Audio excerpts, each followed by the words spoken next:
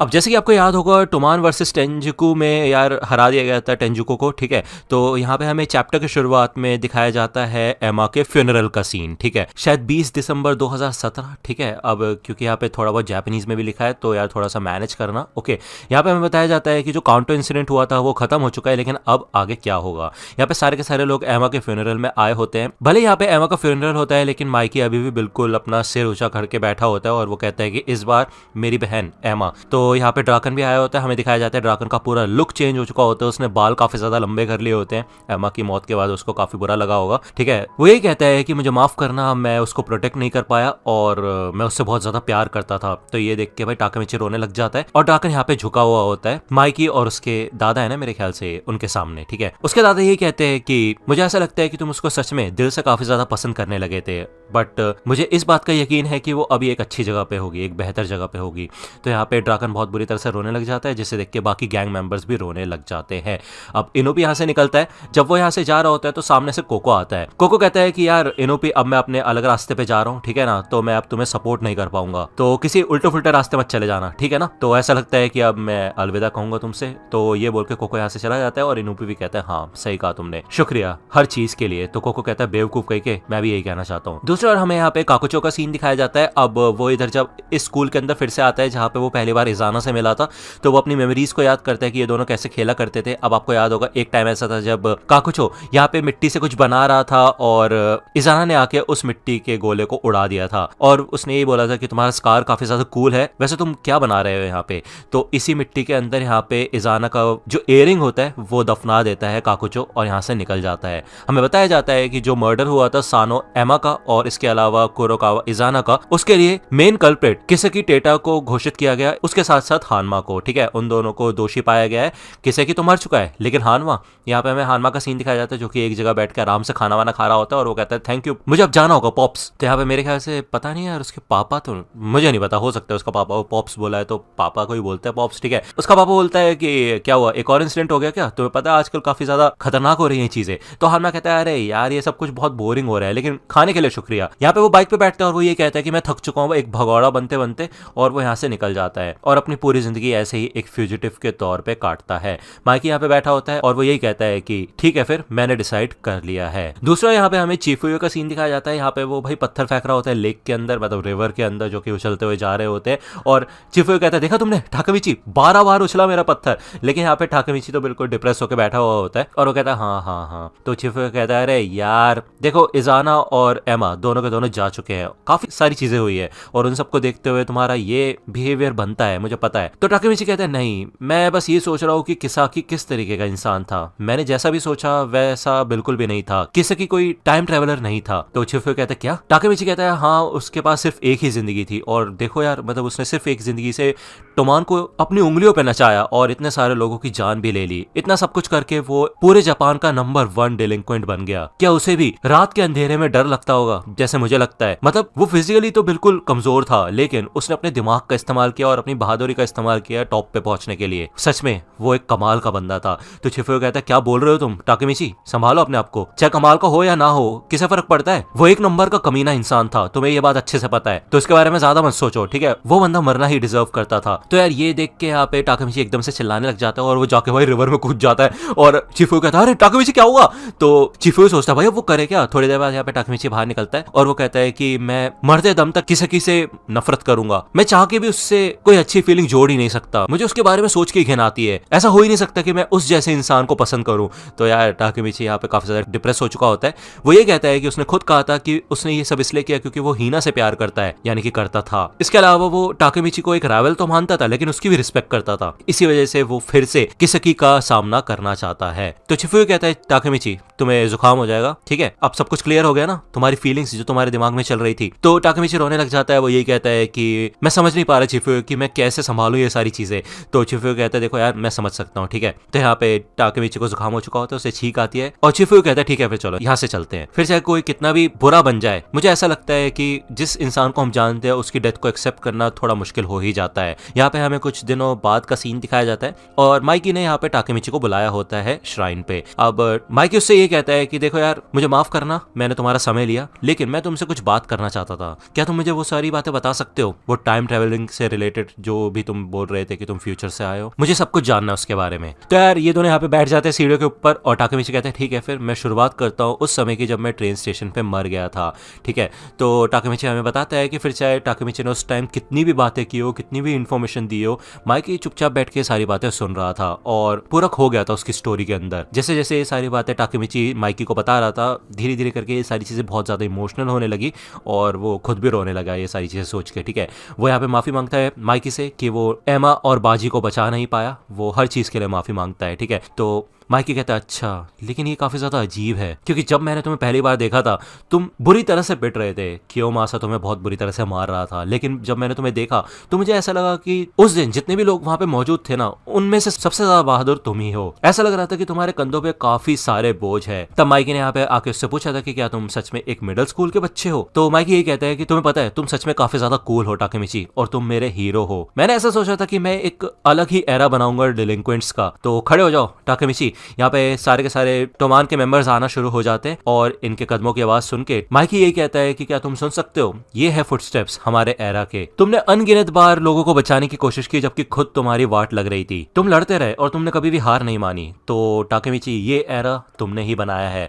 तो यहाँ पे सारे के सारे मेंबर शामिल होते हैं और माइकी कहता है कि ये एरा तुम्हारा है टाकेमिची। तो माइकी यहाँ पे यही कहता है कि मैंने डिसाइड कर लिया है। वो यहाँ पे अनाउंसमेंट करता है कि सुनो सबके सब, हमने आज तक काफी सारे सैक्रिफाइसेस किए हैं। टेंजुको को हराने के बाद टोमान अब जापान की नंबर 1 गैंग बन चुकी है और अभी हमने ये जो एरा बनाया है, ये कमाल का एरा, वो आने वाली जनरेशन संभालेंगी। इसी वजह से ये सब कुछ मैं यहाँ पे खत्म करना चाहता हूँ जब हम टॉप पे पहुंच चुके हैं। तो आज मैं ये अनाउंसमेंट करता हूँ कि टोक्यो मांजी गैंग को खत्म किया जाता है। तो यार यहाँ पे माइकी डिसबैंड कर देता है टोक्यो मांजी गैंग को। ओके, इसे देख के यहाँ पे सारे के सारे मेंबर तो पहले शॉक हो जाते हैं। ड्राकन यही सोचता है कि एकदम से क्या हुआ, ये डिसीजन क्यों ले रहा है माइकी। तो माइकी यहाँ पे फर्स्ट डिवीजन के कैप्टन हानागाकी टाकेमिची को आगे बुलाता है और यहाँ पे सारे के सारे लोग जब डिस्कस कर रहे होते हैं कि भाई क्या हो गया, डिसबैंडमेंट क्यों हो रहा है यार, ये क्या टोमान का अंत होगा? अभी तो हम जीते थे और हमने इतनी मुश्किलें झेली थी, उसके बाद फिर अब ये डिसीजन क्यों ले रहे हैं? तो माइकी इधर टाकेमिची से कहता है कि तुम भविष्य को चेंज करना चाहते हो, है ना? तो ऐसा करने के लिए ये सबसे बेस्ट तरीका होगा कि हम टोमान को ही खत्म कर दें। तो टाकेमिची कहता है नहीं, ऐसा नहीं है माइकी। माइकी इधर चिल्लाता है और सेकंड डिवीजन के कैप्टन मित्सुया टाकेशी को बुलाता है आगे। ठीक है, और उससे कहता है कि टोमान तुम्हारे बिना इतना आगे नहीं आ पाता। तो मित्सुया कहता है क्या कह रहे हो माइकी? जिसके बाद माइकी इधर थर्ड डिवीजन के कैप्टन हायाशी रेयोहे को बुलाता है जो कि पेयान होता है। उसे वो कहता है कि बिना पाचिन के भी तुमने काफी मेहनत की और तुम अभी तक के सबसे बेस्ट एक्टिंग प्रेसिडेंट हो। तो यार पेयान भी रोने लग जाता है। फोर्थ डिवीजन के कैप्टन कवाटा नाहोया को बुलाया जाता है। उसे भी माइकी बोलता है कि शुक्रिया था, तुमने अंत तक टोमान का साथ दिया। तो यार बेसिकली ये सारे के सारे लोग इमोशनल हो चुके होते हैं। अब माइकी यहाँ पे एंड में फिफ्थ डिवीजन के कैप्टन मूटो यासुहिरो को बोलता है कि भले अभी तुम यहाँ पे नहीं हो, लेकिन मैं तुम्हें हमेशा एक टोमान के मेंबर की तरह ही देखूंगा, क्योंकि ऑब्वियसली बात है मूटो ने तो धोखा दे दिया था, है कि नहीं? अंत में यहाँ पे बारी आती है वाइस प्रेसिडेंट की, जो कि होता है रियूजी कैन यानी कि ड्राकन। माइकी ड्राकन से ये कहता है कि तुम्हारे अंदर सच में काफी ज्यादा ईगो है। यहाँ पे इन लोगों की जैकेट पे लिखा होता है कि स्वर्ग से ऊपर और स्वर्ग से नीचे सिर्फ मैं ही हूँ एक चुनिंदा इंसान। तो ड्राकन यहाँ पे माइकी से कहता है कि लेकिन हम तुम्हारे करिश्मा की वजह से तुम्हारे साथ हैं और तुम ही हो जो कि हमें यहाँ तक लेके आए हो। वैसे जो लीडर ने डिसीजन लिया उसका मैं कोई भी ऑब्जेक्शन नहीं करना चाहता हूँ। शुक्रिया प्रेसिडेंट हर एक चीज के लिए।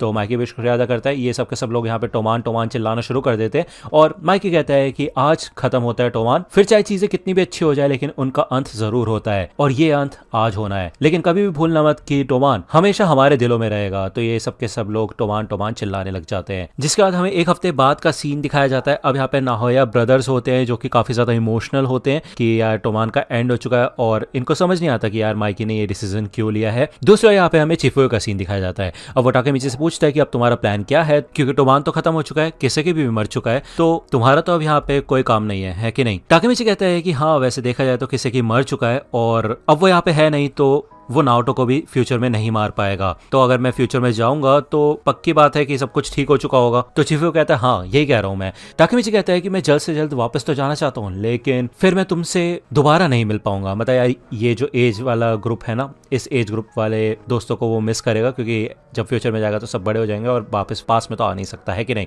तो टाकेमिची कहता है यार ये तो सच में मैं भूल भी नहीं पाऊंगा। तभी यहाँ पे हमें दिखाया जाता है कि सबके सब लोग श्राइन पे होते हैं और यहीं पे ये सारी बातें हो रही होती है। तो इधर हकाया आता है और वो कहता है कि क्यों ना हम एक टाइम कैप्सूल बनाए। तो यार टाइम कैप्सूल बेसिकली ये लोग एक लेटर लिखेंगे अपने फ्यूचर सेल्फ के लिए। माइकी कहता है ठीक है फिर, और हम ये लेटर 12 साल बाद खोलेंगे। तो ये लोग थोड़ा कंफ्यूज होते हैं कि भाई 12 साल बाद क्यों। तो टाकेमिची का सीक्रेट पता है माइकी को कि भाई 12 साल तक वो ट्रैवल कर सकता है, इसी वजह से उसने ये बात बोली होती है। ओके, तो माइकी यही कहता है कि ठीक है फिर एक हफ्ते बाद हम यहाँ पे मिलेंगे फिर से, और अपने अपने लेटर्स लेके आना, और इसके साथ साथ एक ऐसी चीज जो कि तुम्हारे लिए सबसे ज्यादा इंपॉर्टेंट है। तो यार हमें दिखाया जाता है कि ये सब के सब लोग यहाँ पे आ चुके होते हैं, अपने लेटर्स लेके आए होते हैं, अपनी स्पेशल चीजें लेके आए होते हैं, और ये काफी ज्यादा एक्साइटेड होते हैं, ठीक है, कि फ्यूचर में क्या होगा। मोस्ट प्रोबेबली ये लोग भूल भी जाएंगे कि इन्होंने क्या लिखा था, लेकिन माइकी इनको कहता है कि याद रखना दोस्तों 12 साल बाद ठीक इसी जगह हम लोग मिलेंगे। तो यार इसके बाद माइकी के साथ टाकेमिची जाने लगता है बाइक के ऊपर, और टाकेमिची यही कहता है कि मुझे माफ करना कि तुम्हें मेरे को घर छोड़ के आना पड़ रहा है। तो माइकी कहता है ऐसा लगता है कि अब अलविदा करने का समय आ चुका है टाकेमिची, अब सबके सब लोग अपनी जगह जा चुके हैं, लेकिन तुम अपनी जगह पे नहीं हो। चिंता मत करो, मेरा वादा है कि 12 साल बाद हम जरूर मिलेंगे सारे के सारे टोमान मेंबर्स के साथ, और हाँ हीना के साथ भी। मैं पक्का ये वादा करता हूँ कि मैं उन सबको बचाऊंगा, मैं जरूर बचाऊंगा उनको। तो ज्यादा सोचो मत इस बारे में कि हम सबके रास्ते बिछड़ रहे हैं, तो चुपचाप फ्यूचर में जाओ, उस फ्यूचर में जाओ जहाँ पे हीना तुम्हारा इंतजार कर रही है। दूसरों यहाँ पे हमें चिफुयो का सीन दिखाया जाता है। तो बेसिकली यहाँ पे टाकेमिची चिफुयो के साथ होता है, और वो ये कहता है कि मेरे को टाइम लीप करना होगा। तो चिफुयो कहता है अच्छा तो तुम 12 साल फ्यूचर में जाने वाले हो, लेकिन मैं तुम्हें सच में काफी ज्यादा मिस करूंगा।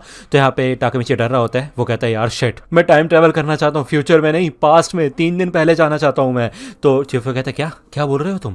तो टाकेमिची कहता है कि हाँ यार 3 दिन पहले वैलेंटाइंस डे था और मैं हीना को कुछ भी देना भूल गया, यार हीना मेरे को जान से मार डालेगी। तो चिफुयो को यहाँ पे गुस्सा आता है और वो कहता है चलो भी यार, मुझे लगा तुम कुछ सीरियस बात कर रहे हो। तो इधर टाकेमिची तो डर के मारे अपना हैंडल छोड़ देता है साइकिल का, और ये दोनों आगे जाके गिर जाते हैं। वो चिफुयो से माफी मांगता है, और चिफुयो कहता है कि देखो यार, अगर तुम हीना को उसका गिफ्ट वापस कर दोगे तो कोई दिक्कत वाली बात नहीं है ना, सब कुछ ठीक हो जाएगा, है कि नहीं। तो ये सब मेरे ऊपर छोड़ दो, मेरे पास एक प्लान है, टाइम ट्रेवल डोकी डोकी। सबसे पहले हमें कुछ पोल्का डॉट बॉक्सेस की जरूरत होगी और कुछ रिबन्स की, इसके साथ साथ एक मेमो पैड की भी। तो टाकेमिची कहता है क्या प्लान क्या है तुम्हारा। चिफुयो कहता है अरे चलो भी, हम एक ऐसा गिफ्ट प्रिपेयर करेंगे जिससे कि काफी खतरनाक सरप्राइजेस मिलेंगे, और हीना भी उसे देख के काफी ज्यादा एक्साइटेड हो जाएगी यार सच में। टाकेमिची कहता है कि क्या ये काम करेगा। तो चिफुयो यहाँ पे भाई काफी अलग अदाओं में बोलता है कि टाकेमिची, फिर चाहे कोई भी जमाना हो, लड़कियों को हमेशा पोल्का डॉट वाले पैटर्न्स पसंद आते ही हैं, और उसके अलावा सरप्राइजेस भी। तो टाकेमिची कहता है क्या यार, इसको तो सुनने में मजा आ रहा है। तो ये लोग यहाँ पे पोल्का डॉट बॉक्सेस के ऊपर कुछ डेट्स लिखते हैं 3 दिन पहले तक की, ठीक है, जिसके बाद यहाँ पे एक लेटर प्रिपेयर करता है चिफुयो।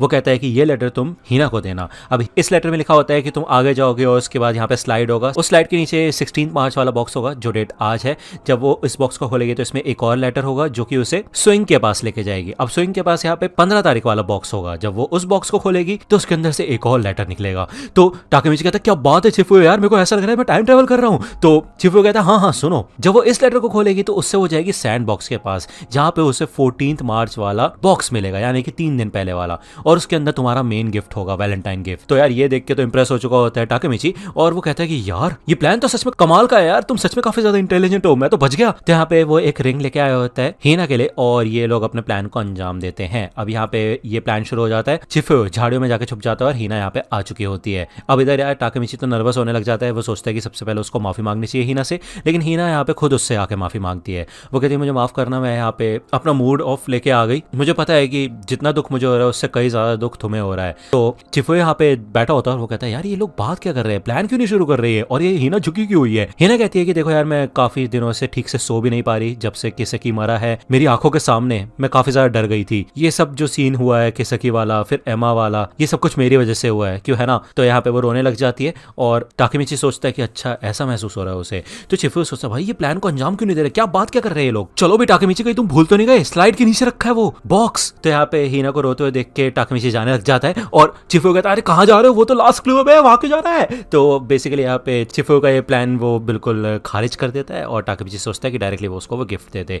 यहाँ पे वो रिंग लेके आ चुका होता है, वो कहता है कि मुझे माफ करना, मैं थोड़ा लेट हो चुका हूँ वैलेंटाइंस डे के लिए, मेरे पास कोई स्पेशल पावर्स नहीं है और ना ही मैं अमीर इंसान हूँ, लेकिन मैं बस तुम्हें खुश देखना चाहता हूँ, तो प्लीज हीना मुझसे शादी करोगी। तो ये सुनकर तो चिफुयो भी शॉक हो जाता है, और टाकेमिची कहता है कि अगर तुम्हें कभी भी बुरा लगे या फिर तुम दुखी हो तो मैं हमेशा तुम्हारे साथ रहूंगा, तुम्हें बेहतर महसूस कराऊंगा, तो प्लीज रो मत। तो चिफुयो कहता है यार मैं खुद शॉक हो गया ये सीन देख के। तो टाकेमिची कहता है कि हाँ 12 साल बाद हम जरूर शादी करेंगे। तभी यहाँ पे नाओटो आता है और वो कहता है क्या तुम्हारी शादी होने वाली है। तो हीना कहते हैं चुप हो जाओ, इतनी तेज मत बोलो। तो टाकेमिची कहता है हाँ मतलब जब हम बड़े हो जाएंगे तब करेंगे। तो चिफुयो कहता है यार सच बताऊं तो मैं भी शॉक हो गया था, तुमने ऐसा कैसे बोल दिया एकदम से। तो टाकेमिची कहता है वैसे मुझे माफ करना नाओटो, मैंने तुम्हें एकदम से यहाँ पे बुलाया, अब क्योंकि हमने अपना पहला हैंडशेक यहीं पे किया था तो आज हम अपना आखिरी हैंडशेक भी इसी पार्क के अंदर करने वाले हैं। मुझ पे भरोसा रखने के लिए शुक्रिया नाओटो, ये सब कुछ हो ही नहीं पाता तुम्हारी हेल्प के बिना। तो नाओटो कहते हैं इसका मतलब ये है कि मैं और मेरी सिस्टर दोनों के दोनों बच चुके हैं। टाकेमिची कहता है हाँ जरूर, तो चलो फिर नाओटो हाथ मिलाते हैं, चिफुयु हीना हम फ्यूचर में मिलेंगे। तो यहाँ पे वो हाथ मिलाता है, हमें दिखाया जाता है कि वो फ्यूचर में आ जाता है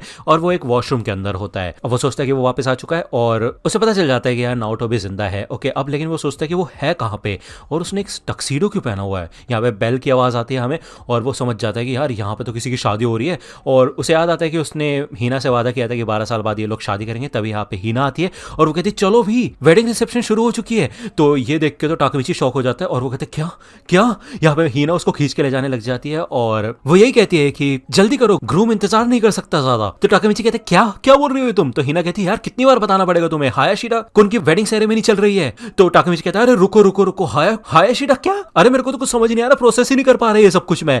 तो यहाँ पे ड्राकन होता है और वो कहता है कि तुम लेट हो टाकेमिची, चलो फिर आके बैठ जाओ। तो यहाँ पे हमें दिखाया जाता है कि जो पाहाचिन होता है उसकी शादी हो रही होती है यहाँ पे। तो यार समझ रहे हो ना तुम, यहाँ पे ये सारे के सारे बंदे शामिल होते हैं। अब ये लोग यहाँ पे बातचीत कर रहे होते हैं अपना, और ये सब चीजें देख के ना टाकेमिची काफी ज्यादा परेशान हो जाता है, उसको कंफ्यूजन हो जाता है फुल, क्योंकि ये सबके सब लोग यहाँ पे शामिल होते हैं। उसे देख के वो खुश भी होता है कि ये सबके सब लोग बच गए हैं। ओके, और हंस रहे होते हैं, खुश होते हैं। तो हिना पूछती है कि क्या हुआ। तो टाकेमिची कहता है कि मुझे तो यकीन ही नहीं हो रहा, इतनी सारी चीजें हो रही है मेरे आसपास, लेकिन ऐसा लग रहा है कि एक इंपॉर्टेंट चीज मैं भूल रहा हूँ। अब यार आपको याद होगा जब हीना मरी थी, जो वो ब्लास्ट हुआ था कार के अंदर, तब टाकेमिची ने ये वादा किया था कि वो उसको जरूर बचाएगा, फिर चाहे वो कितनी भी बार फेल हो जाए, बार बार लगातार, वो कभी भी हार नहीं मानेगा जब तक वो उसको बचा नहीं लेता। और अब फाइनली हीना उसके सामने वो दिन आ चुका है। ठीक है, अब यहाँ पे केक कट करने की बारी आ चुकी होती है और हीना कहती है कि मुझे पता था टाकेमिची, तुम जस्ट अभी अभी 12 साल से पहले आए हो ना यहाँ पे, है ना, इतना मजा आता था तुम्हारे बारे में सोचने में पहले, और अब मैं फाइनली तुम्हारी एज की हो चुकी हूँ। मैं इतने समय से तुम्हारा इंतजार कर रही थी, तुम्हें पता है कि कब तुम वहां से वापस आओगे, तो वेलकम बैक टाकेमिची। तो ये देख के तो टाकेमिची रोने लग जाता है, वो सोचता है कि यार ये कोई सपना तो नहीं है। तो हिना कहती है तुम्हें पिंच करूं मैं, और वैसे मैं अकेली नहीं हूँ जो तुम्हारा वेट कर रही थी। अब यहाँ पे चिफुयो होता है, वो कहता है कि हाँ दोस्त, हम 12 साल से तुम्हारा इंतजार कर रहे थे, तो अब तुम क्यों रो रहे हो। ड्राकन कहता है हाँ वैसे ये बात करना काफी अजीब लग रहा है, लेकिन सच बताऊं तो तुम्हारी वजह से ही हम आज जिंदा हैं, शुक्रिया, तुम सच में काफी ज्यादा कूल हो और तुमने काफी सारी जानें बचाई है। तो टाकेमिची कहता है कि मैं तुम्हारे बिना अकेले तो सफल नहीं हो पाता, तुम लोगों ने काफी मदद की मेरी। तो पाचिन चिल्लाता है और वो कहता है ओए तुम लोग वहां पे उस टेबल पे बैठ के शोर क्यों मचा रहे हो, तुम्हें पता है ना आज का मेन गाय मैं हूं। तो उसे कोई बोलता है कि ओ बेवकूफ, आज तुम मेन गाय नहीं हो, तुम सिर्फ एक साइड कैरेक्टर हो, तुम्हारी बीवी मेन है। ठीक है, तो यार हमें बताया जाता है बेसिकली, अब ऑब्वियसली बात है फ्यूचर चेंज हो चुका है, तो टाकेमिची हमें बताता है कि पाचिन को उसके पेरेंट्स का बिजनेस मिल गया और अब वो एक काफी अमीर आदमी है।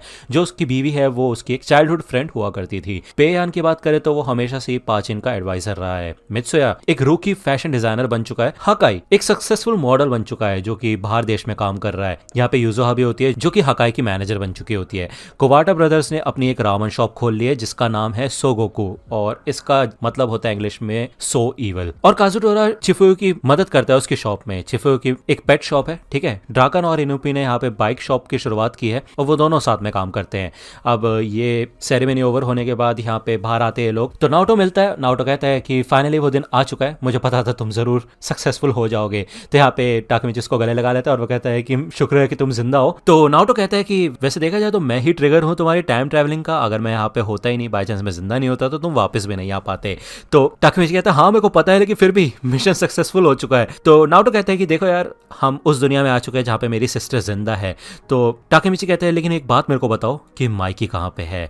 तो बेसिकली यहाँ पे माइकी नहीं होता है अभी भी। ओके, जबकि उसने वादा किया था कि 12 साल बाद वो मिलेगा टाकेमिची से। टाकेमिची की इस बात का जवाब ड्राकन देता है। वो ये कहता है कि माइकी अभी फॉरेन में एक रेस्टोरेंट संभाल रहा है, ठीक है ना, तो फॉरेन में काम कर रहा है। चिफुयो कहता है वैसे रेस्टोरेंट संभालना एक काफी बड़ी सक्सेस है कि नहीं। वो वैसे सच में यहाँ पे आना चाहता था, लेकिन वो अपने काम को लेकर काफी ज्यादा बिजी है, इसी वजह से वो नहीं आ पाया। तो टाकेमिची कहता है ओह ये तो सच में काफी कमाल का है। तो ड्राकन कहता है हाँ वैसे माइकी सच में तुमसे मिलना चाहता था। जिसके बाद टाकेमिची और हीना यहाँ से जाने लगते हैं। टाकेमिची कहता है मुझे ऐसा लग रहा था कि यार कुछ बुरा हुआ होगा माइकी के साथ, लेकिन मुझे अच्छा नहीं लगा कि मैं आज उससे मिल नहीं पाया, बहुत ज्यादा ही बिजी हो चुका है कि नहीं, लेकिन फिर भी अच्छा है। हिनाटा कहती है हाँ बात तो सही है वैसे, लेकिन हम भी कुछ समय में बिजी होने वाले हैं काफी ज्यादा। अभी इस समय हम दोनों ही सबसे ज्यादा बिजी इंसान है, क्योंकि जून में मतलब 3 महीने बाद हमारी वेडिंग सेरेमनी होने वाली है। मैं काफी समय से इस पल का इंतजार कर रही थी, 12 साल बीत चुके हैं। तुमने अपना बेस्ट दिया टाकेमिची, सारे लोगों की जान बचाई और ये काफी बड़ी बात है, हम दोनों एक साथ हमेशा खुश रहेंगे। तो समझ गए ना, आज से हम काफी ज्यादा बिजी होने वाले हैं, पूरा सेरेमनी का खर्चा हमें उठाना है और बजट सच में काफी ज्यादा टाइट है और ड्रेस भी अभी तक रेडी नहीं हुई है। ये बोल के वो यहाँ से चली जाती है। टाकेमिची यहाँ पे काफी ज्यादा खुश होता है और उसके बाद वो यहाँ पे मित्सुया की शॉप में आता है। ठीक है, मित्सुया यही कहता है कि वैसे हिना-चैन एक काफी अच्छी खासी वाइफ बनेगी, है ना टाकेमिची। मैंने जब उसे ड्रेस का डिस्काउंट दिया था तो उसके पास बोलने के लिए शब्द भी नहीं थे और वो बस मना करती रही इस चीज के लिए। तो टाकेमिची कहता है कि अच्छा तो ये मित्सुया का ऑफिस है। अब यार ये बंदा जो है इसका हेयर स्टाइल काफी ज्यादा अलग है, मुझे नहीं पता ये मित्सुया है या नहीं, कंफर्मेशन दे देना कमेंट सेक्शन में अगर किसी को पता हो तो। ठीक है, तो ये बंदा यही कहता है कि इत्तेफाक से इस बिल्डिंग का ओनर मेरा जान पहचान वाला था, इसी वजह से ये टॉप वाला रूम मेरे को सस्ते में मिल गया रेंट के लिए। यहाँ पे सामने एक ड्रेस होती है जिसे देख के टाकेमिची इंप्रेस हो जाता है। ये एक वेडिंग ड्रेस होती है। वो कहता है कि क्या ये हिना की है? तो ये बंदा कहता है हाँ और क्या, तुम्हें क्या लगता है? टाकेमिची कहता है यार ये सच में काफी ज्यादा खूबसूरत है। तभी यहाँ पे हकाई और युजुहा आते हैं। अब यार ये आते साथ ही बोलते हैं कि टाका-चैन देखो हम कुछ सामान लेके आए हैं। युजुहा कहती है कि यार आते वक्त हकाई की फैन गर्ल्स हमें मिल गई थी और वहां से निकलना काफी ज्यादा मुश्किल था। अब यार ये टाका-चैन बोलता है इसलिए मैं इसको यहाँ पे मित्सुया ही कह रहा था, पता नहीं यार कंफर्मेशन चाहिए क्योंकि हेयर स्टाइल काफी ज्यादा अलग है। ओके, यहाँ पे मित्सुया ये फैब्रिक चेक करता है और वो कहता है क्या बात है, काफी कमाल का है। तो टाकेमिची पूछता है क्या है ये? तो मित्सुया बताता है कि ये तुम्हारे टक्सीडो का फैब्रिक है और जल्द ही तुम लोग फ्रांस जाने वाले हो, है कि नहीं? वहां पे जाके जरूर सोगो को ट्राई करना, वो सच में काफी कमाल का होता है। हकाई कहते हैं हाँ वैसे उनकी रेपुटेशन काफी ज्यादा अच्छी है, लेकिन फिर भी मैं उनके वहां का रामन तो बिल्कुल भी नहीं खाने वाला। युजुहा कहती है कि वैसे मुझे एक पेट चाहिए, तो मैं सोच रही थी कि मैं चिफुयो की शॉप में जाके एक पेट लूं। हकाई बताता है कि रिसेंट में अभी थोड़े समय पहले ही वो ड्राकन के बाइक स्टोर पे गया था और उसने वहां पे कुछ बाइक्स ट्राई की और वहां पे जाके उसको अपने पुराने दिनों की याद आ गई। मित्सुया कहता है कि हाँ वैसे उसकी बात करे तो मुझे भी पुराने दिनों की याद आ गई है, जब मैंने तुम्हारी यूनिफॉर्म बनाई थी। तो हाँ यार कंफर्म हो चुका है कि ये मित्सुया ही है, क्योंकि मित्सुया ने ही यहाँ पे टाकेमिची की टोमान की यूनिफॉर्म बनाई थी, याद होगा आपको, है कि नहीं? तो वो यही कहता है कि कुछ चीजें कभी भी नहीं बदलती। टाकेमिची कहते हैं हाँ तुम सबके सब लोग बिल्कुल पहले की तरह हो। लेकिन जहां तक बात करें टाकेमिची की लाइफ की, वो कुछ ज्यादा नहीं बदली है, क्योंकि वो अभी भी यहाँ पे इसी शॉप के अंदर काम कर रहा है। वो बात अलग है कि वो अब यहाँ का एक मैनेजर बन चुका है। अब जो बंदी यहाँ पे उसको हमेशा ऑर्डर देती रहती थी, वो यहाँ पे टाकेमिची से ऑर्डर ले रही होती है कि ये सीडीज कहाँ रखनी है, फलाना ढिगाना, लेकिन पीठ पीछे वो बेइज्जती ही करती है टाकेमिची की कि वो ऐसे लूजर के साथ कैसे काम कर सकती है। यहाँ तक कि टाकेमिची अभी भी अपने पुराने अपार्टमेंट में भी रह रहा होता है और अभी भी वो गंदा ही होता है। ठीक है, तो वो सोचते हैं यहाँ पे चलो साफ सफाई करना शुरू करते हैं। यहाँ पे कुछ समय बाद जब टाकेमिची इधर पड़ा होता है और ये बिल्कुल फर्स्ट एपिसोड की तरह है ये वाला सीन, यहाँ पे वो टीवी देख रहा होता है, मतलब न्यूज। ओके, हमें बताया जाता है कि टोक्यो के अंदर एक ग्रुप है जिसका नाम है बॉन 10 और उसके जो लड़ाई झगड़े हैं वो काफी ज्यादा बढ़ रहे हैं, जिससे कि वो पब्लिक को नुकसान पहुंचा रहे हैं। तो टाकेमिची कहते हैं क्या ये कोई मजाक है क्या? काफी खतरनाक बात है ये तो। इससे तो मेरे को टोमान की याद आ गई, मतलब टोमान जैसे पहले हुआ करता था, लेकिन टोमान तो खत्म हो चुका है कब का। न्यूज में बताया जाता है कि ये एक्सक्लूसिव फुटेज है बॉन 10 की और उसके मेंबर्स की एक FNN क्लब के बाहर। टाकेमिची ये देख के शॉक हो जाता है कि इधर एक ऐसा बंदा होता है जिसे देख के वो काफी ज्यादा कंफ्यूज हो जाता है, क्योंकि उसके गर्दन पे एक टैटू का डिजाइन होता है। टाकेमिची कहता है ये व्हाइट बालों वाला आदमी। तो यहाँ पे बाद में वो जब हिना के साथ आता है तो वो यही सोच रहा होता है कि वो टैटू मार्क मतलब उसने कहीं ना कहीं तो देखा है। तो हिना कहती है तो मेरी बात भी सुन रहे हो? तो टाकेमिची कहते हैं हाँ हाँ हाँ वो ड्रेस है ना। तो हिना कहते हैं नहीं मैं सेरेमनी की रिहर्सल की बात कर रही हूँ। तभी यहाँ पे इन दोनों के ऑर्डर आ जाते हैं और ये काफी ज्यादा टेस्टी लग रहा होता है। तो टाकेमिची कहता है कि मेरा कौन सा है? तो इधर यहाँ पे वो स्माइली और एंग्री होते हैं इस रेस्टोरेंट के अंदर। ओके, तो ये बताता है कि जो व्हाइट वाला है वो स्माइली है, ब्लैक वाला एंग्री है। ओके, तो ये दोनों यहाँ पे खाना शुरू कर देते हैं। टाकेमिची देखते हैं इधर वॉल पे वो वाली पिक्चर होती है टोमान की जो इन्होंने क्लिक की थी। ठीक है, एंग्री कहता है कि हाँ ये पिक्चर हमने 8 मार्च को ली थी, याद है ना तुम्हें? टाकेमिची कहता है कि वैसे काफी बुरी बात है कि हम उससे मिल नहीं पाए, क्या माइकी ठीक है? तो स्माइली कहता है यार मुझे नहीं पता। तो टाकेमिची कहता है क्या क्या मतलब है तुम्हारा, तुम्हें नहीं पता? जब भी वो जापान में आता है तुम लोगों से मिलता है ना, वो फॉरेन में काम कर रहा है कि नहीं? तो एंग्री कहता है कि हाँ मतलब ये बात हमने ड्राकन से ही सुनी है, बस ऐसा लगता है कि सिर्फ ड्राकन ही वो इंसान है जो उससे मिला है, मतलब हमें तो 10 साल हो गए हैं उससे मिले हुए। तो टाकेमिची कहते हैं क्या मतलब क्या तुम्हारा भाई 10 साल से ऊपर? मतलब इसका मतलब ये है कि यहाँ पे वो देखता है कि हिना के कान में एक इयरिंग होती है। इस इयरिंग से उसको याद आता है कि यार जो इजाना है वो एक इयरिंग पहना करता था और उसके ऊपर जो डिजाइन था वो ही उसके गर्दन पे बना होता है, ये जो बंदा जिसको उसने देखा था बॉन 10 की गैंग के अंदर। टाकेमिची कहता है मेरे को समझ नहीं आ रहा है यहाँ पे हो क्या रहा है, लेकिन मेरे को काफी बुरी फीलिंग आ रही है इसको लेके। यहाँ पे वो खाने के लिए शुक्रिया अदा करता है और यहाँ से भाग जाता है। वो सोचता है कि मतलब 10 साल से इन लोगों का कांटेक्ट नहीं हुआ माइकी के साथ, ऐसा कैसे हो सकता है? मतलब यार ऐसा तो नहीं कहीं वो व्हाइट बालों वाला बंदा असलियत में माइकी ही हो। यहाँ पे वो ड्राकन के पास आ जाता है भाग के, ओके, और ड्राकन कहते हैं ओह टाकेमिची क्या हाल है तुम्हारे, और वैसे इतना चिल्ला क्यों रहे हो और ये चेहरा क्यों बना रखा है तुमने। टाकेमिची कहता है कि वैसे मैंने न्यूज में एक इंसान को देखा जो कि कुरोकावा इजाना की तरह लग रहा था, कहीं ऐसा तो नहीं कि इजाना अभी तक जिंदा हो या फिर माइकी कहीं, तो क्या माइकी जिंदा है। तो ड्राकन यहाँ पे थोड़ा चुप होता है, फिर वो कहता है देखो यार माइकी ने ना हमें 12 साल पहले ही अलविदा कर दिया था। तो टाकेमिची समझ जाता है कि जब उसने टाइम ट्रेवल किया था और वो यहाँ पे वापस आया था तभी की बात है ये। ड्राकन बताता है कि उसे ये भी नहीं पता कि वो अभी जिंदा है या फिर मर गया। इन लोगों ने टाकेमिची से झूठ बोला जिससे कि वो अब खुशी की जिंदगी जी पाए। ड्राकन कहता है देखो चिफुयो पे गुस्सा मत होना, मैंने उससे बोला था कि मेरे प्लान में मेरा साथ देना, ठीक है, तो प्लीज यहाँ पे आप माइकी को ढूंढना बंद कर दो टाकेमिची। मैंने 12 साल पहले माइकी को देखा था और मैं तुम्हें बता सकता हूँ कि ये वो माइकी नहीं है जिसे हम जानते हैं। तो टाकेमिची इधर नाओटो से आके मिलता है और वो ये कहता है कि मुझे माफ करना नाओटो, मैंने तुम्हें काफी तकलीफ दी। तो नाओटो कहता है देखो यार माफी मत मांगो, तुमने मेरी जान बचाई है तो इतना तो मैं तुम्हारे लिए कर ही सकता हूँ। मैंने थोड़ी रिसर्च की है उस क्रिमिनल ऑर्गेनाइजेशन के बारे में जिसका नाम है बॉन 10 और वो जो व्हाइट बालों वाला बंदा था उसके बारे में भी। जापान की इस समय की सबसे घटिया क्रिमिनल ऑर्गेनाइजेशन है बॉन 10। गैम्बलिंग, फ्रॉडुलेशन, प्रोस्टिट्यूशन और मर्डर सब करते हैं ये लोग। ऐसा कहा जाता है कि जितने भी क्राइम्स है ना उन सबके पीछे बॉन 10 का ही हाथ है। यहाँ तक कि पुलिस भी इनके बारे में कुछ इन्फॉर्मेशन नहीं निकाल पाई। अगर दूसरे शब्दों में कहा जाए तो ये बिल्कुल टोक्यो मांजी गैंग की तरह ही है, जैसे वो दूसरे यूनिवर्स में हुआ करती थी, आज उसकी जगह बॉन 10 है। और बात करें अगर उस व्हाइट बालों वाले आदमी की तो वो उनका लीडर है। तो टाकेमिची कहता है कौन, कुरोकावा इजाना। तो नाओटो कहते हैं नहीं, कुरोकावा इजाना तो कब का मर चुका है, वो व्हाइट बालों वाला आदमी जिसको हम जानते थे द इनविंसिबल माइकी के नाम से, वही है बॉन 10 का टॉप लीडर सानो मांजिरो। अब भाई ये सुनकर तो यहाँ पे टाकेमिची शॉक ही हो जाता है। दूसरा यहाँ पे हमें एक गैंग मेंबर का सीन दिखाया जाता है जो कि कुछ कैप्सूल्स इधर खा रहा होता है और 3 बंदों को मुंह बंद करके यहाँ पे बैठा रखा होता है। ओके, अब ये बंदा यहाँ पे चिल्लाता है और वो कहता है कि चलो फिर बॉन 10 का आज जजमेंट होगा धोखेबाजों के खिलाफ। तो भाई इन बंदों की यहाँ पे फटी पड़ी होती है, तो ये बंदा आके कहता है चुप हो जाओ और माइकी की बातों पे ध्यान दो। यहाँ पे माइकी तो साइड में बैठ के कुछ खा रहा होता है, वही फिश वाले जो ये क्या होता है यार जो भी है। माइकी कहता है कि मार डालो इनको। यहाँ पे ये बंदा अपनी गन निकालता है और तीनों को गोली से मार डालता है और वो कहता है कि वैसे भी जो बॉन 10 में फिट नहीं होते वो कचरा है, उनको हम बाहर निकाल के फेंक देते हैं। हमें बताया जाता है कि ये बंदा बॉन 10 का नंबर 2 है, सांजू हारुचियो। तो इधर हमें सारे गैंग मेंबर्स का सीन दिखाया जाता है। नंबर 3 पे होता है काकुचो को हम जानते ही हैं। वो कहता है कि ये सारी की सारी डेड बॉडीज को यहाँ से क्लीन कर देना। मोचिजुकी कांजी इधर बॉन 10 का एग्जीक्यूटिव बन चुका होता है। एक और एग्जीक्यूटिव होता है हाइटानी रैन और दूसरा एग्जीक्यूटिव होता है हाइटानी रेंडो, मतलब हाइटानी ब्रदर्स, ये दोनों के दोनों, ठीक है। इसके अलावा यहाँ पे कोकोनोई भी होता है, वो भी एग्जीक्यूटिव बन चुका होता है बॉन 10 का, और एडवाइजर होता है आकाशी टोक्योमी।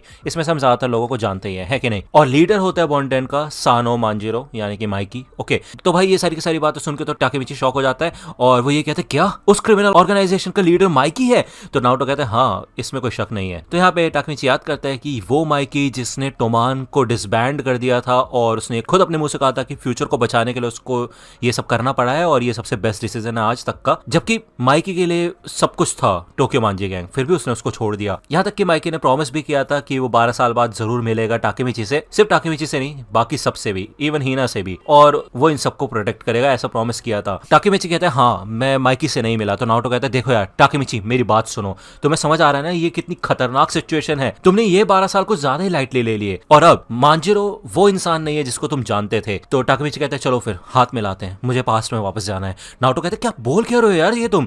तो टाकेमिची कहते हैं देखो यार मैं माइकी को पास्ट में जाके मिलना चाहता हूँ, मुझे उसके असली इंटेंशंस जानने हैं। तो नाओटो कहता है यार अपने आप को संभालो, तुमने मेरी बहन को बचा लिया है, तुम्हारा गोल अचीव हो चुका है, बस बहुत हो गया। इस पूरे मिशन के बीच में तुम माइकी से मिले थे तो क्या फर्क पड़ता है कि उसके साथ क्या हुआ क्या नहीं, अभी प्लीज इस फ्यूचर में जीना शुरू कर दो टाकेमिची। तो यहाँ पे टाकेमिची याद करता है कि माइकी ने उसको कहा था कि टाकेमिची तुम मेरे हीरो हो, और ये बात उसको काफी इमोशनल कर देती है। वो कहता है कि मैं आज यहाँ पे मौजूद ही नहीं होता, अगर माइकी नहीं होता मेरी जिंदगी में तो प्लीज मैं जल्दी से जल्दी वापस आने की कोशिश करूंगा, मेरे से हाथ मिलाओ। तो नाओटो कहता है अच्छा ठीक है लेकिन जल्दी से जल्दी वापस आना, ठीक है ना।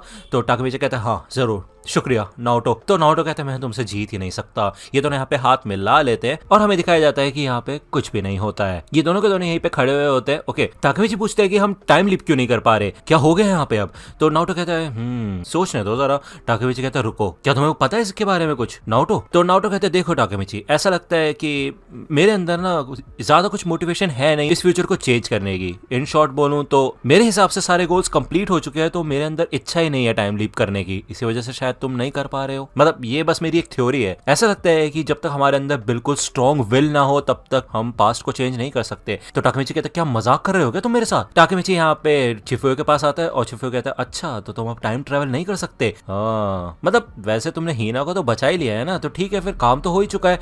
तो टाकेमिची कहता है यार चिफुयो मैं सच में वापस जाके माइकी से मिलना चाहता हूँ और उससे थोड़ी बात करना चाहता हूँ। तुम्हें कुछ पता है ना इसके बारे में? चिफुयो बताओ मेरे को क्यों ऐसा हुआ कि माइकी ईवल बन गया? मतलब उसने कुछ तो बिहेवियर दिखाया होगा जिस वजह से ऐसा कुछ हुआ है। तो चिफुयो कहता है देखो यार माइकी एकदम से गायब हो गया और मैंने भी उसके बारे में रिसर्च करना शुरू की थी, उसे ढूंढना शुरू किया था, लेकिन अंत में मैं उसके बारे में कुछ भी पता नहीं लगा पाया था। इसी वजह से मैं यहाँ पे हूँ। ऐसा लगता है कि माइकी जिस रास्ते को ढूंढ रहा था वो उसी रास्ते पे निकल चुका है, वो अपने तरीके से जी रहा है। इसी वजह से मैंने भी अपना रास्ता चूज किया और मैं आगे बढ़ा और अपनी जिंदगी को जी रहा हूँ। ठीक है, अब यहाँ पे साइड में काजुटोरा भी होते हैं, वो ये सारी बातें सुन रहा होता है। तो चिफुयो कहता है देखो यार अब तुम बच्चे नहीं हो टाकेमिची, तुम और हीना तुम्हारी दोनों की जिंदगी में एक काफी इंपॉर्टेंट पल आने वाला है और तुम्हें खुशी के रास्ते पे जाना है, तो उसी रास्ते पे आगे बढ़ो टाकेमिची। तो टाकेमिची यहाँ से जाने लगता है। वो यही बात सोचते हैं कि यार माइकी ने अपना खुद का रास्ता चूज किया है और इससे उसको कोई प्रॉब्लम नहीं है। लेकिन तभी यहाँ पे पीछे से काजुटोरा आता है। वो कहता है देखो 10 साल हो गए यार, और जब मैं जेल में था तो ऐसा लग रहा था कि समय एकदम से जम चुका है, लेकिन जब मैं बाहर आया तो टोमान बिल्कुल बदल चुका था, माइकी नहीं था और सबके सब लोग मजे कर रहे थे। ये बिल्कुल उराशिमा टारो के कहानी की तरह है। ये एक ऐसी कहानी है जिसके अंदर एक फिशरमैन होता है जो कि एक प्रिंसेस के साथ सी में जाता है, वहां पे कुछ दिन बिताता है और जब वो वापस गाँव में आता है तो उसको पता चलता है कि वो 100 साल से गायब था। काजुटोरा कहता है देखो यार मेरे को एक चीज पता है कि माइकी बिल्कुल भी बदला नहीं है, वो अपनी कमजोरियां दूसरों को नहीं दिखाता, वो सारी चीजें अपने अंदर रखता है। तो टाकेमिची कहता है हाँ बिल्कुल सही कहा तुमने। काजुटोरा कहता है कि इसका मतलब ये है कि जो माइकी जिंदगी अभी जी रहा है ना वो उसने खुद चुनी नहीं है, तो मैं तुम्हारे साथ हूँ हानागाकी टाकेमिची, हम दोनों साथ मिलकर काम कर सकते हैं। तो टाकेमिची कहता है ठीक है फिर अभी मैं पास्ट में तो नहीं जा सकता, तो अभी यहीं पे रह के मैं माइकी के बारे में रिसर्च करना शुरू करता हूँ। तो काजुटोरा कहता है ठीक है फिर चलो कुछ पुराने साथियों से मिलते हैं। ओके, यहाँ पे हमें 19 जून का सीन दिखाया जाता है और इधर टाकेमिची आया होता है आकुन के पास, और आपको पता होगा आकुन को एक हेयर ड्रेसर बनना था, वो यहाँ पे उससे बाल कटवा रहा होता है और टाकेमिची ये कहता है कि 2 महीने से ऊपर हो चुके हैं और अभी तक उसको कोई भी क्लू नहीं मिला है माइकी के बारे में। तो आकुन कहता है यार देखो तुम हमेशा ऐसे ही करते हो, ज्यादा स्ट्रेस मत लो, मतलब मीजो मिडल वाले बंदे ढूंढ रहे हैं, सारी इन्फॉर्मेशन निकालने की कोशिश कर रहे हैं और तुम्हें पता होना चाहिए कि बॉन्टेन के बारे में कुछ भी इन्फॉर्मेशन निकालना काफी ज्यादा मुश्किल है। तो टाकेमिची कहता है हाँ वैसे बॉन्टेन एक काफी ज्यादा खतरनाक टॉपिक है आसपास पूछने के लिए भी, तो तुम उन लोगों को कह दो कि अब रोक दे ये सर्च, ठीक है ना। तो आकुन कहता है कि क्या तुम हार मान रहे हो? टाकेमिची कहता है नहीं बिल्कुल नहीं, मैं तब तक नहीं रुकूंगा जब तक मेरे को माइकी का पता नहीं चलता। मुझे टाइम लीपिंग करके एक चीज समझ आई है कि मैं जब तक हार नहीं मानूंगा ना तब तक मैं कुछ भी कर सकता हूँ। तो यहाँ पे टाकेमिची का फोन रिंग होना शुरू होता है और हकाई का फोन होता है। ये हकाई कहता है कि ओह हे टाकेमिची मैं जापान वापस आ चुका हूँ, चलो फिर टाइम कैप्सूल को खोलते हैं। तो यार मतलब यार आपको याद होगा इन लोगों ने टाइम कैप्सूल एक डाला था 12 साल पहले और इन्होंने कहा था 12 साल बाद खोलेंगे हम, इसके अंदर सारी मेमोरीज, इन्होंने मेमोरेबल चीजें रखी थी, कुछ नोट्स लिखे थे, है कि नहीं? आई होप आपको याद होगा। मुसाशी श्राइन का सीन दिखाया जाता है। अब आपको पता होगा ये सब के सब लोग यहाँ पे इस श्राइन में टाइम कैप्सूल्स को देखने के लिए आए होते हैं, जैसे कि आपको याद होगा लास्ट चैप्टर के एंड में हमने बात की थी इस बारे में। तो यार इन लोगों ने कुछ ना कुछ चीजें अपनी मेमोरीज डाली होती है, अब इनको कुछ भी याद नहीं होता उसके बारे में, ये लोग बात कर रहे होते हैं। आपको याद होगा माइकी ने उस टाइम पे कहा था कि हम सब इस पॉइंट को याद रखेंगे और 12 साल बाद हम फिर से मिलेंगे, जब हमने अपनी टोमान गैंग बनाई थी 19 जून को। तो यार अब यार 19 जून 2018 हो चुका होता है, इन लोगों ने हाथ पे रात तक वेट किया था लेकिन फिर भी माइकी इधर नहीं आया था। अब यार इनके पास और कोई चारा नहीं होता बजाय एक्सेप्ट करने के कि वो नहीं आने वाला है, क्योंकि उससे 10 साल से उनका कोई भी कांटेक्ट नहीं है। तो यहाँ पे ये लोग अपने अपने टाइम कैप्सूल्स खोलना शुरू कर देते हैं भाई। तो चिफुयो इधर देखता है कि उसने एक मैगजीन यहाँ पे रखी थी एयरप्लेन वाली, क्योंकि वो बड़ा होकर एक पायलट बनना चाहता था, लेकिन ऐसा लगता है कि ऐसा नहीं हुआ। हकाई यहाँ पे उसका मजाक उड़ाते हैं, लेकिन जब वो अपना टाइम कैप्सूल खोल के देखता है तो यार वहां पे मून रॉक रखा हुआ होता है और वो यही कहता है कि मुझे उम्मीद है कि तुम बड़े होके स्पेस में जाओगे और मून पे जाके देखोगे वहां पे क्या सीन है क्या नहीं, ठीक है। लेकिन ऑब्वियसली बात है वो भी अपना ड्रीम पूरा नहीं कर पाया होता है। मित्सुया देखता है यहाँ पे एक टेडी बेयर होता है और उसने अपने आपको लेटर लिखा होता है कि अपनी मोटिवेशन को मत भूलना। उसे याद आता है कि ये लोग गरीब थे, इसी वजह से ये बचपन में माना और लूना यानी कि अपनी सिस्टर्स के लिए एनिमल्स को खुद बनाता था। वो सोचता था कि यार उसको हमेशा से सीविंग काफी ज्यादा पसंद है, तो एक ना एक दिन वो कभी टेलर बनेगा। अगर वो गरीब नहीं होता तो वो आज यहाँ तक नहीं पहुंचता। तो यार ये सुन के तो काफी ज्यादा इमोशनल हो जाता है हकाई। सबके सब लोग अपने टाइम कैप्सूल चेक करते हैं। इधर ड्राकन देखता है कि उसके पास यहाँ पे टोमान की एक फोटो होती है जिस दिन इनका जो ये ग्रुप है वो डिसॉल्व हो गया था। ड्राकन ने अपने आप को एक मैसेज लिखा होता है, उससे पूछता है कि वो तुम कैसे हो, क्या तुम्हारी शादी हो गई, क्या तुम्हारे बच्चे हो गए, और क्या अभी भी तुम माइकी को फॉलो करते हो। लेकिन ऑब्वियसली बात है यहाँ पे आगे चल के सिचुएशन चेंज हो गई थी। इस लेटर में उसने अपनी सारी फीलिंग्स लिखी होती है कि यार टोमाहानी उसके लिए सब कुछ है, और वो ये सोचता है कि उस समय उसने माइकी का अपोज क्यों नहीं किया, उसे यार ये ग्रुप नहीं खत्म होने देना चाहिए था, उसको बचाना चाहिए था इस ग्रुप को। और इसमें एंड में एमा के बारे में भी लिखा होता है कि एमा हमेशा तुम्हारे साथ रहेगी काइंड ऑफ। तो ये लोग यही सोचते हैं कि भाई अब माइकी तो आया नहीं है तो हम ही उसका लेटर खोल के देख लेते कि उसने क्या लिखा था। हो सकता है कि उसके लेटर में कुछ लिखा हो जिससे इनको पता चले कि वो है कहाँ पे। तो टाकेमिची यहाँ पे इस लेटर को ओपन करता है क्योंकि वो जानना चाहता है कि माइकी उस दिन सोच क्या रहा था। यहाँ पे उसने अपने लेटर में लिखा होता है कि 12 साल बाद मैं ये सोचता हूँ कि मैं क्या कर रहा हूँ। ये तो मुझे पता है कि मित्सुआ पक्का फैशन डिजाइनर बन जाएगा और काफी कमाल के क्लोथ्स बनाएगा, और क्योंकि हकाई मित्सुया को काफी ज्यादा पसंद करता है तो हो सकता है कि वो भी ऐसी सी ही इंडस्ट्री के अंदर काम करे। पाचिन की अगर बात करें तो वो पक्का अपने डैड की रियल एस्टेट एजेंसी को संभालेगा। तो पाचिन कहता है यार उसको कैसे पता चला। माइकी बताता है कि पेयान पाचिन को फॉलो करेगा, पक्की बात है ये, क्योंकि पा के बिना पे नहीं हो सकता। अगर हम बात करें स्माइली की तो वो पक्का कुछ खतरनाक और अजीब काम करेगा, लेकिन कोई दिक्कत वाली बात नहीं है क्योंकि एंग्री हमेशा उसके साथ रहेगा। और बात करें अगर केन की तो पक्का उसके पास एक बाइक शॉप तो जरूर होगी, मुझे पता है, मैं जानता हूँ उसको। और अगर चिफुयो की बात करें तो वो ऐसा कुछ करेगा जिससे कि उसको बाजी की याद आएगी। और टाकेमिची अगर तुम और ही ना खुशी खुशी नहीं जिए ना तो मैं तुम्हें जान से मार दूंगा, समझे। टोमान को खत्म करने के पीछे सिर्फ तुम्हारे फ्यूचर की बात नहीं है टाकेमिची, सबके फ्यूचर की बात है। टोमान सही जगह नहीं है तुम्हारे एक्सपीरियंस के लिए जिसकी तुम्हें बड़े होने के लिए जरूरत है। मैं भी अपनी जर्नी में आगे बढ़ूंगा और वो चीज करूंगा जो मेरे लिए सबसे ज्यादा इंपॉर्टेंट है, और हो सकता है कि शायद मैं तुम लोगों से कभी ना मिलूं, और मुझे उम्मीद है कि तुम ये बात जरूर समझोगे, फिर चाहे हम एक दूसरे से कितना भी ज्यादा दूर हो। तो यार हमें दिखाया जाता है दूसरी ओर इस बंदे का सीन। आई थिंक हम इसको जानते हैं। वो यही कहता है कि तुम श्योर हो ना, क्योंकि आज 19 जून है, तुम्हें जाना चाहिए था। तो माइकी कहता है हाँ मुझे पता है इस बारे में। एंड में वो यही लिखता है कि हम सबके सब हमेशा कनेक्टेड रहेंगे। तो ये सबके सब लोग यहाँ पे समझ जाते हैं कि माइकी जरूर अपने किसी अलग पाथ पे, और वो हो सकता है अपनी जिंदगी में अच्छा कर रहा हो। ये सब बात करके ये लोग यहाँ से निकल जाते हैं। टाकेमिची यहाँ पे खड़ा होता है और वो सोचता है अबे यार मैंने अपना खुद का लेटर तो खोला ही नहीं, और ये सबके सब भाग भी जाते हैं, इतने ज्यादा सेल्फिश होते हैं ये लोग। तो वो ये सोचते हैं चलो ठीक है यार अपना लेटर में खोल के देखता हूँ कि मैंने क्या डाला था यहाँ पे। तो वो देखते हैं कि इधर एक लेटर होता है, उसके साथ साथ एक वीडियो टेप भी इधर होती है। हमें यहाँ पे आकिहाबरा का सीन दिखाया जाता है। अब वो आके देखते हैं कि कहाँ पे वो ये टेप चला सकता है, तो उसे एक CRT टीवी दिखता है, उसके अंदर ये टेप लगाता है। वो हमें दिखाया जाता है कि ये माइकी के बचपन की एक फुटेज होती है, और तब माइकी 4 साल का था। तो यहाँ पे वो किक बॉक्सिंग की प्रैक्टिस कर रहा होता है और ये प्रैक्टिस की फुटेज होती है उसके पास। जिसके बाद आगे हमें एमा का सीन भी दिखाया जाता है, मतलब ये अलग अलग रिकॉर्डिंग्स होती हैं। ऐसा लगता है कि ये माइकी के घर की होम वीडियोस है, लेकिन उसे समझ नहीं आता कि यार ये किस टाइम की है। एंड में हमें यहाँ पे फाइनली माइकी का सीन दिखाया जाता है, और ये होता है असली मैसेज भाई। वो ये कहता है कि 12 साल बाद वाले टाकेमिची मैं तुमसे कुछ कहना चाहता हूँ। तो टाकेमिची समझ जाता है कि ये वीडियो स्पेशली उसके लिए है। माइकी कहता है कि मैंने अपने लेटर में काफी सारी चीजें वैसे बता ही दी थी, लेकिन मैं तुमसे कुछ चीजें कहना चाहता था, सिर्फ तुमसे। जब मैं खुद को कंट्रोल नहीं कर पाता तो ऐसा लगता है कि मेरा एक और हिस्सा है, मेरे अंदर की बुराई। तो यार ये बुराई हमें दिखाई भी गई थी जब उसने काजुडोरा को मार दिया था। तो ये बुराई अब तक छुपी हुई थी उसके भाई की वजह से, एमा की वजह से, बाजी की वजह से, लेकिन धीरे धीरे करके उसका कंट्रोल खो गया। माइकी यही बताता है कि मुझे नहीं पता कि मैं 12 साल बाद क्या बनूंगा, मुझे उससे बहुत ज्यादा डर लग रहा है। शायद हो सकता है कि तुम मेरे आसपास भी ना रहना चाहो, इसी वजह से मैं सारे के सारे टोमान मेंबर्स को अलविदा कहना चाहता हूँ। तुम ये बात समझ सकते हो है ना, मैं नहीं चाहता कि तुम मेरे से कोई भी नाता रखो। तो टाकेमिची मुझसे एक वादा करो, 12 साल बाद प्लीज मुझसे दूर रहना, पास में जाने की कोशिश मत करना, मुझे बचाने की कोशिश मत करना, कुछ मत करना,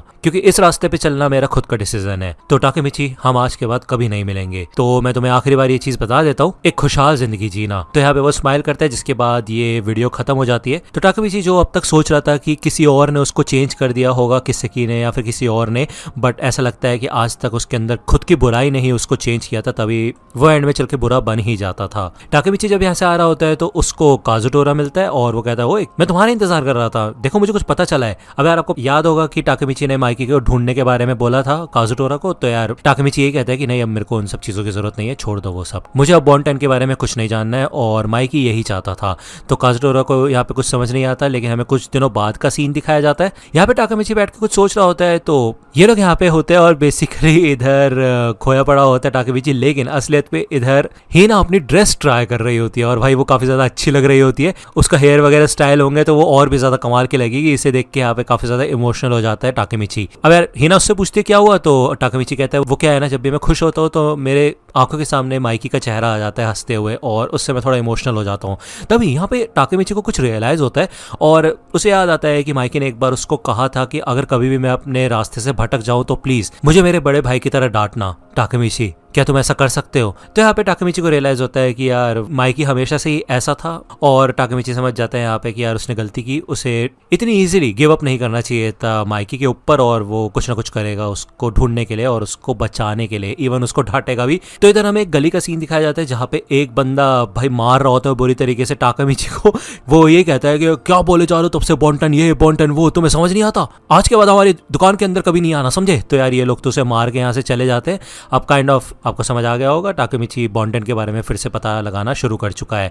अब यार काजुटोरा को कांटेक्ट करता है वो। अब ये चौथी जगह थी जहाँ पे इन्होंने चेक किया, लेकिन कोई भी ठिकाना नहीं होता माइकी का। बट काजुटोरा ने ये जगह बताई थी कि उस बॉन्टन के ऑफिशियल हाइडआउट से, तो जगह तो बिल्कुल सही है। लेकिन यहाँ पे बुरी तरह से पिट चुका होता है टाकेमिची। तो यार काजुटोरा कहते हैं देखो यार मैं नहीं चाहता कि तुम किसी मुसीबत में पड़ जाओ, और वैसे भी तुम्हारी शादी होने वाली है यार, मैं इस काम में तुम्हारा बिल्कुल भी हाथ नहीं बटाऊंगा। बस 3 दिन बचे यार तुम्हारी शादी को, अगर तुम्हें कुछ हो गया तो मैं दूसरों को क्या मुंह दिखाऊंगा भाई, तो आगे से भाई शांत रहना, ठीक है, कुछ करने की जरूरत नहीं है। तो यहाँ पे टाकेमिची एक बॉलिंग एरेना में आ जाता है। अब काजुटोरा ने उसको बताया था एक बार कि बॉन्टन ग्रुप अक्सर यहाँ पे आके बॉलिंग करते हैं। भले यहाँ पे ड्राकन ने भी उसको कहा था कि माइकी के बारे में इन्फॉर्मेशन निकालना बंद करो, उसके बारे में कुछ भी जानने की तुम्हें जरूरत नहीं है। इवन नारुतो ने भी उसको बताया था कि ये 12 साल तुमने काफी मजे में काट लें, क्योंकि माइकी अब वो इंसान नहीं है जिसको तुम जानते थे। अब यार ये सारी की सारी बातें सोच रहा होता है टाकेमिची, तभी यहाँ पे एक बंदा आता है और आते साथ टाकेमिची के सर पे बंदूक लगा देता है और कहता है कि हिलना मत वरना मैं गोली चला दूंगा। ये बंदा ये कहता है कि तुम्हारे अंदर से तो काफी घटिया बदबू आ रही है, पहले भी तुम्हारे अंदर से बदबू आ रही थी, अजीब गंदे इंसान। टाकेमिची पूछता है कि तुम कौन हो, तो ये बंदा मुंह पे उंगली करता है और कहता है तभी यहाँ पे कोई पीछे से चल के आता है और पीछे वाली रो में बैठता है। ये बंदा कहता है आप चुपचाप बॉस की बात सुनो। हमें दिखाया जाता है कि ये और कोई नहीं बल्कि माइकी होता है। वो ये कहता है कि ये सबसे बेस्ट फ्यूचर है कि नहीं, तो तुम्हें कुछ पूछना था मुझसे? तो यार ये सुनते साथ ही वो समझ जाता है कि ये और कोई नहीं बल्कि माइकी है, उसकी आवाज़ पहचान जाता है वो। दूसरी बार हमें यहाँ पे हीना का सीन दिखाया जाता है। अब वो यार आती है टाकेमिची के रूम देखती है तो वो भाई बहुत ज़्यादा गंदा होता है, उसे समझ नहीं आता, तो वो सोचती है चलो ठीक है यार वो खुद ही इस कमरे की साफ सफाई कर देगी। लेकिन वो देखती है कि उसका जो लॉकेट है वो टूट जाता है, मतलब नेकलेस। वो यही सोचती है कि इससे उसको थोड़ा अजीब लग रहा है, उसे बैड वाइब्स आ रही है। टाकेमिची यहाँ पे अपना हाथ ऊपर करता है और उसके हाथ में उसका वेडिंग इन्विटेशन होता है। वो यहाँ पे माइकी को इन्वाइट करने के लिए आया होता है बेसिकली, मतलब बहाना बना रहा होता है। वो ये कहता है कि मैं चाहता हूँ कि तुम आओ, और सबके सब लोग अच्छा कर रहे हैं जैसा कि तुमने वादा किया था 12 साल पहले, साथ के साथ हीना भी, और हम अच्छी खासी जिंदगी जी रहे हैं सिवाय तुम्हारे। तो यार ये बंदा जो खड़ा होता है कहता है चुप हो जा वरना तुझे जान से मार दूंगा। तो माइकी कहता है कि सांजो क्या तुम हमें अकेला छोड़ सकते हो? तो भाई सांजो होता है इस बंदे का नाम। वो ये कहता है ठीक है फिर मैं नीचे इंतजार करता हूँ, जिसके बाद वो यहाँ से चला जाता है। टाकेमिची यहाँ पे माइकी से पूछते हैं कि तुम्हारे अंदर की बुराई है क्या? पहले तो मुझे ऐसा लग रहा था कि जो भी तुम चीजें कर रहे थे वो किसाकी की वजह से था या फिर तुम्हारे भाई की मौत की वजह से,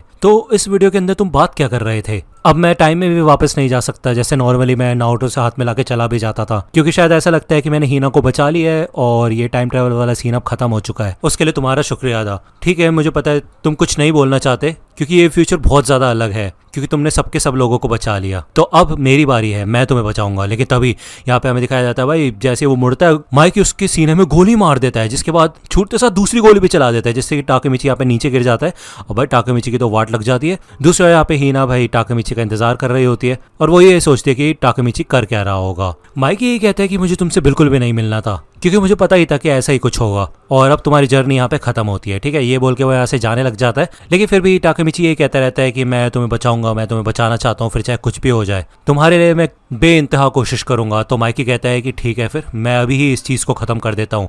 अब यार माइकी इधर छत पे चला जाता है और भाई वो लिटरली यहाँ पे कूदने के लिए तैयार हो जाता है। नीचे मौजूद लोग यहाँ पे उसको देख लेते हैं और वो यही सोचते हैं भाई ये कूद जाएगा क्या सच में। अब सांजो होता है वो तो आराम से भाई टाइम पास कर रहा होता है, लेकिन वो देखता है कि इधर माइकी छत पे है तो वो काफी ज्यादा डर जाता है। अब यहाँ पे उसका भाई उससे पूछता है कि देखो ऊपर से कितना अच्छा व्यू दिख रहा है ना। तो एमा भी होती है, बाजी भी होता है, ड्राकन होता है, पूरा का पूरा टोमान होता है जो कि उसको मोटिवेट कर रहा होता है कूदने के लिए। यही बोलता है कि चलो फिर कूद जाओ, लेकिन भाई सांजो उसको रोकता है, वो बोलता है नहीं कूदना मत, लेकिन भाई माइकी यहाँ पे नीचे कूद जाता है। लेकिन हमें दिखाया जाता है कि एक खिड़की से यहाँ पे टाकेमिची अपना हाथ बाहर निकालता है और वो पकड़ लेता है माइकी को और वो यही कहता है कि मैं तुम्हें मरने नहीं दूंगा। अब यार माइकी कहता है कि ये तो बड़ा बचकानी चीज है, मैंने तुम्हें जान से मारने की कोशिश की, तुम्हें पता है ना, उसके बाद भी तुम मुझे बचा रहे हो। तो टाकेमिची कहता है कि देखो ज्यादा समय नहीं है, मैं बेहोश होने लगा हूं, प्लीज मेरा हाथ पकड़ लो ठीक से। लेकिन माइकी कहता है कि मैं अभी के अभी ये सब कुछ खत्म करना चाहता हूँ। तो टाकेमिची कहता है कि देखो यार तुम ये करोगे ना तो तुम्हें पक्का इस चीज का अफसोस होगा, तो प्लीज माइकी जल्दी से मेरा हाथ पकड़ो, मैं तुम्हें पक्का बचाऊंगा, फिर चाहे कुछ भी हो जाए मैं पास्ट में जाऊंगा और जो मैं कर सकता हूँ वो मैं करूंगा। तो माइकी कहता है क्या बोल क्या रहे हो तुम वापस नहीं जा सकते है ना, इसी वजह से तो मैं तुमसे मिलना नहीं चाहता था, क्योंकि मुझे यही सब होने का ही डर था।